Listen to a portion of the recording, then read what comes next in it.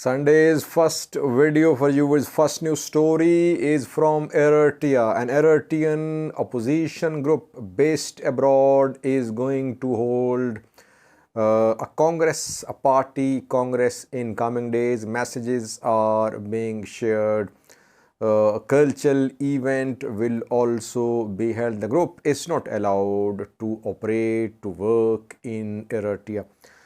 Second news story is from Ethiopia, South Sudan border. According to a news source, South Sudan's militias have entered Ethiopian territory and they have taken control a town which is known for gold mines, and some gold mines are under the control of South Sudan's militia fighters.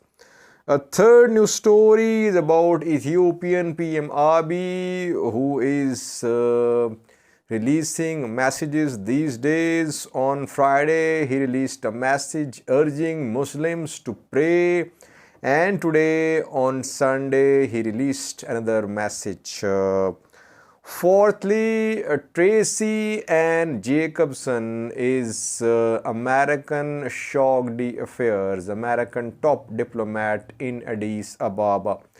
And we have seen that since her appointment a few weeks ago, she has been very busy. She traveled to Amhara region, Afar region, Somali region. She met with Ethiopian Orthodox Church elders too, and after all these visits, she prepared a briefing. And a few hours ago, she briefed US lawmakers about Tigray conflict, about humanitarian situation, about the engagement, about the efforts regarding peaceful solution to Tigray conflict. And lastly, viewers, very important news story. Last night I shared a statement of three opposition parties of Tigray: Batona, Salsevayene, Tigray Independence Party. The three parties accused that TPLF was hypocrite.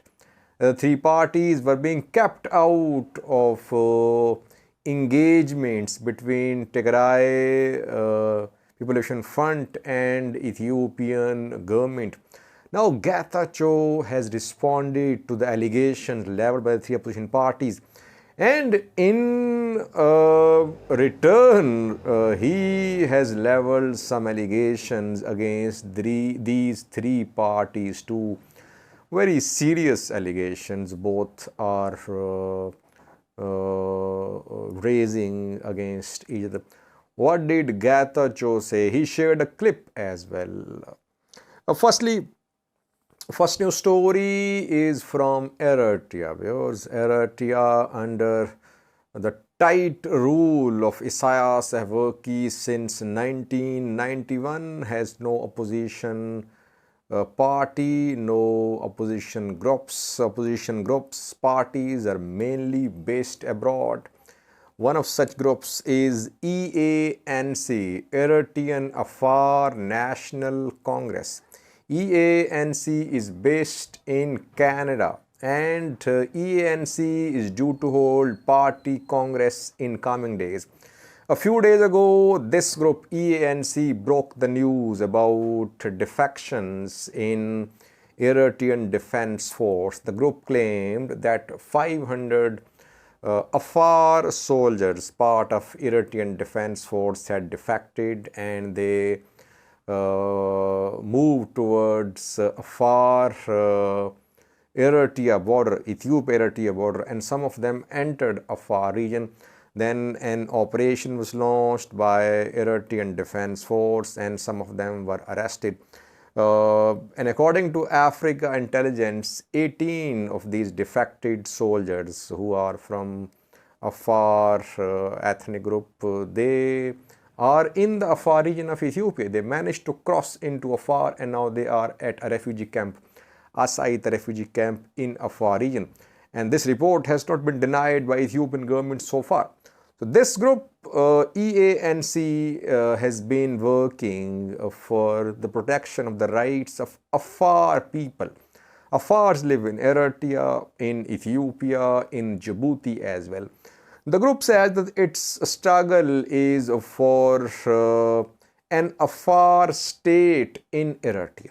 The group says that it is working to protect the rights of Afar people in Eritrea. It wants democratic reforms, democratic change in Eritrea.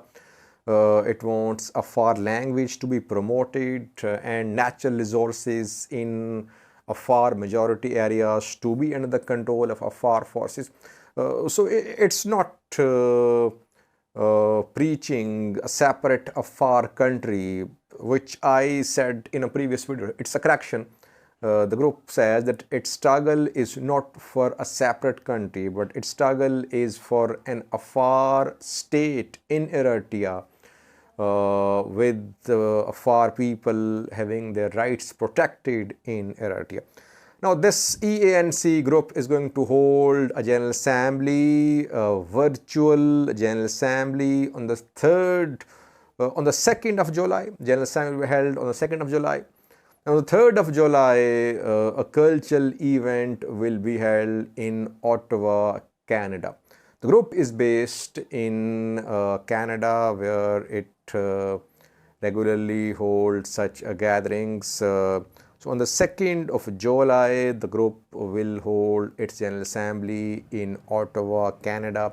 We'll update you on the 2nd of July about the gathering, how many people attend the General Assembly virtual event, and then how many will attend the next day's event, cultural event in Ottawa on the 3rd of July. The group's struggle is along ethnic lines, and Isaias Afwerki, Eritrean ruler, is against ethnicity-based politics, though he is against all types of politics, which is opposition politics. He is against elections as well, but he is not in support of any struggle which is along ethnic lines. And in an interview, he said that he advised Meles Zenawi against ethnic federalism in Ethiopia. And he has been saying, Isaias, in several of his interviews, that ethnic federalism is cause of conflicts in Ethiopia. So this group will never be accommodated in Eritrea as long as Isaias Afwerki is in power.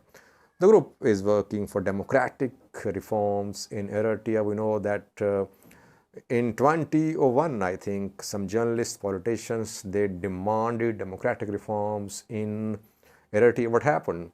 They were put in prison. And for the last 2 decades, some journalists, politicians, they have been in prison in Eritrea. A second news story is from South Sudan, Ethiopia border. South Sudan shares border with Gambela region and newly created Southwest region of Ethiopia. Southwest region was part of SNNPR, Southern Nationalities and Peoples region, and last year it became a separate region, Southwest region.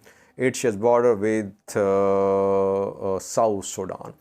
We know that tensions have been going on between Sudan and Ethiopia over Al-Fashaga since the start of Tigray conflict. Sudanese forces retook more than 95%, around 95% of Al-Fashaga from Amhara government forces, Amhara militias on Sudan-Ethiopia border. Then South Sudan-Ethiopia border situation has been volatile as well. We know that Murle fighters have been attacking people and tribes in Gambela in several such incidents in border violence. Some Ethiopians were killed as well. Now, Southwest region, South Sudan border. Southwest region has some gold mines in Surma. Surma or Suri Wareda is on South Sudan, southwest region border. And here there are some gold mines. It is being said by a news source that South Sudan militias have entered Surma Woreda of southwest region of Ethiopia. On Tuesday, there was heavy fighting and several people were killed in the fighting. And reportedly, a gold mine, an Ethiopian gold mine in Surma, Suri Woreda of southwest region is under the control of South Sudan's militias. Are these militias backed by government? There could be backing of government because South Sudan's militias have backing of either Salva Kiir or Riek Machar, the two main players in South Sudan's politics. But no statement from South Sudan's government so far. No statement from Ethiopian government as well, but it is being reported by a news source that South Sudan militia fighters are in control of a gold mine in southwest region of Ethiopia. You see that Ethiopia, which was a strong country in the Horn of Africa, it played a role in the resolution of conflict between Sudan, South Sudan. It was part of peace process. Its peacekeepers were deployed to Abiy, is now the target of attacks. Sudan took back Al-Fashaga. South Sudan is attacking Ethiopian gold mines. That shows that when there are internal conflicts in a country, of course, external forces try to take advantage of internal conflicts in a country. What Ethiopia needs is unity in Ethiopia, cohesion in Ethiopia. Otherwise, this internal weakness could lead to such attacks from outside forces on Ethiopian resources. Though Al-Fashaga is seen not an Ethiopian, it's not seen as an Ethiopian territory. Internationally, Al-Fashaga is part of Sudan. Thirdly, viewers, Ethiopian PM Abiy today released a message in connection with Sunday. 2 days ago, on Friday, he shared a message for Ethiopian Muslims. He asked them to pray. On Friday, Muslims pray at mosques, and he asked them to pray for peace and prosperity in Ethiopia. And today on Sunday, he shared another message. What is he saying? He says, "We are fighting for Ethiopia to move away from its current problems and move on the path of peace. Let us all pray for tolerance and solidarity this Sunday. Let us go out and plant trees." So he is urging Ethiopians to pray for peace, prosperity, tolerance, solidarity in Ethiopia, and he wants Ethiopians to participate in a tree planting campaign. I back PM Abiy's tree plantation campaign. Yes, the government should take such initiatives. So apart from issuing messages, government has responsibilities as well. Government has the responsibility to protect civilians. Government has a responsibility to bring those to justice who are involved in attacks, in atrocities against civilians. Government cannot just say that pray and there will be peace and prosperity in a country. Just praise won't bring peace and prosperity. Governments will have to play their role. That is why governments are elected. That is why PMs, MPs are elected, because they have a job to do. Their job is not just to tell people to pray for peace and prosperity. It's not a bad message, but he should focus on what he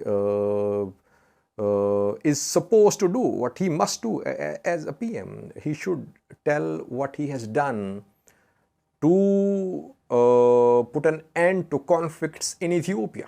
He should brief the nation what he has done to bring peace and justice in Ethiopia.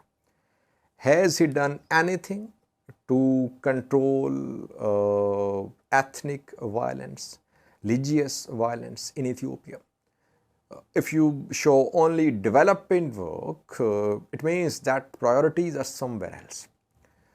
That is why, as Prime Minister of Ethiopia, he should brief the people what he has done to bring peace and justice in Ethiopia, which are two main requirements if the country wants to move towards peace and prosperity, the path of peace which he is saying the country is moving on. But he should brief the people what he is doing to make the country move on this path of peace. Fourthly, viewers, Tracy and Jacobson is US shocked the affairs in Ethiopia. US top diplomat in Addis Ababa. Newly appointed a few weeks ago. And after appointment, she held several meetings. She traveled to Amhara region, she traveled to Afar region. She was in drought-hit areas of the Somali region too. She did not visit Tigray, though some Tigray organizations have been urging her, have been requesting her to visit Tigray. But so far, she has not visited Tigray. She has met with top Ethiopian government officials. She has met with Abune Matthias, Ethiopian Orthodox Church patriarch too. After all these meetings, she prepared a briefing, especially about Tigray conflict. And this briefing was held reportedly a few hours ago. She briefed US parliamentarians about Tigray conflict. Brad Sherman, who is member of House, he has shared a tweet confirming that Tracy and Jacobson gave briefing, classified briefing about Tigray conflict. And he says that he cannot share the contents of the briefing because it was a classified briefing. But he says that he shared his opinion that there should be delivery of food to Tigray and delivery of sufficient fuel too.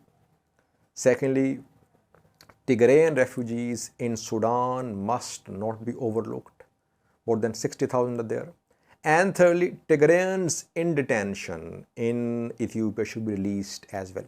These points were raised by Brad Sherman. Brad Sherman was part of, I think, a bill which was passed by US House Foreign Affairs Committee a few weeks ago, proposing sanctions on Ethiopian government. The players who are opposing peaceful solution to the conflict, sanctions are proposed against them. And the bill is still pending at US House. Brad Sherman has been under attack as well from Ethiopian diaspora community. He was accused of being funded by TPLF supporters, Tigrayan diaspora in the US. This briefing of Tracy and Jacobson, classified briefing, indicates that now US is leading mediation efforts between Ethiopian government and Tigray regional government. African Union has been slightly sidelined. EU was not very active part of mediation. Kenya is there. Kenya, US alliance, it seems to be leading mediation efforts to resolve Tigray conflict. And it has been a demand for months of Tigray regional government that Western countries, US, should be part of talks. It means that Tigray's demand has been met. Talks are being controlled by US and Kenya, it seems. African Union is playing its role, but African Union tried to take these talks from Kenya to Tanzania. From Kenya to Tanzania. Why? Because African Union was losing its significance in Kenya. So it tried to take these talks to Tanzania, but Tigray opposed it. In a statement, Tigray said it will only send its delegation to talk if talks are held in Nairobi, Kenya. And Nairobi talks are being led by Kenya, US allies. Let's see, it seems that improvement has been made. That is why we're seeing new grants for Ethiopian government. So for 3 grants from World Bank for Ethiopian government in recent weeks. First was 300 million US dollar grant. Second one was 400 million US dollar grant. And third one was around 400 million and some loans as well. So US government is stepping up humanitarian support to Ethiopia, and US government backed financial institutions are giving loans, grants to Ethiopian government in return for improvement in talks between Ethiopian government and Tigray government. Lastly, viewers, very important news story. Tigray People Liberation Front, TPLF, and Tigray opposition parties are in serious disagreement. Both are leveling serious allegations against each other. Last night, 3 opposition parties of Tigray, Salsivojene, Tigray Independence Party, and Baytona released a joint statement. They said TPLF is hypocrite. It is asking, it is demanding inclusive dialogue in Ethiopia, but in Tigray it is not inclusive. It does not want to share what it is doing regarding mediation, regarding talks with Tigray's opposition parties, and Tigray opposition parties are being kept out of this process. The 3 parties urged international community to involve Tigray opposition as well. The 3 parties warned that talks led only by TPLF would not bring peace in Tigray, that TPLF was not the only representative of the people of Tigray. Now, Tigray government has responded. Getachew is Tigray presidential spokesperson, and he has leveled some allegations in retaliation against these 3 parties. Firstly, he says that around 6 to 8 months ago, a meeting was held between Debretsion Gebremichael, Tigray president, and these 3 opposition parties. He has shared a clip as well when the meeting was held and when some agreements were signed too. Meeting was held and it was decided that opposition government of TPLF should work jointly. Their struggle should have participation of all groups. And after that, from time to time, meetings have been held. Getachew is claiming that from time to time, meetings have been held between government and opposition parties. Last meeting was due to be held a few days ago, well, last week I think, and the appointment was there about this meeting last week, but opposition parties did not turn up. Getachew is saying last week opposition parties did not turn up for a meeting which was planned. So he seems to be saying that Tigray government is in touch with opposition parties. Opposition parties are boycotting meetings held by Tigray government. And lastly, serious allegations by Getachew. He says, firstly, is this statement from Mekelle or Addis Ababa? Are these parties being controlled by Addis Ababa authorities? And lastly, he says, why do some of these opposition party leaders want to hide the agreement, signing agreement, which was signed 6 to 8 months ago between Debretsion Gebremichael and opposition parties of Tigray? He has shared a clip showing Debretsion Gebremichael and Tigray opposition parties signing that agreement, it seems. We have a clip for you. Before that, it shows that there are now serious problems in Tigray. Opposition and government of TPLF are accusing each other.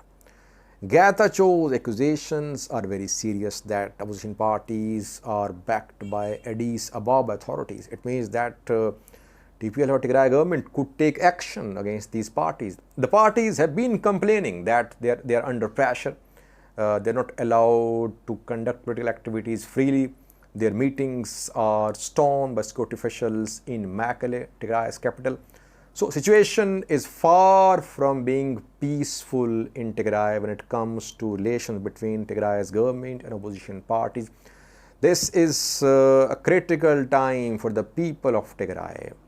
Tigray needs a united stand about its position, how to resolve Tigray conflict. Opposition parties mostly are in support of independence of Tigray, which Tigrayan diaspora supports too. TPLF party, TPLF Tigray government is not working towards independence of Tigray. Though it has said that it wants the people of Tigray to exercise their right of self-determination. But we never saw any clear statement that the goal of Tigray government was Tigray's independence. So that is why this is also one of the main reasons of tensions between opposition parties and Tigray government. Tension could escalate in coming days. Watch this clip shared by Getacheau showing Devras and Gabriel Mikhail and Tigray opposition parties signing an agreement around 6 to 8 months ago. Thanks for watching.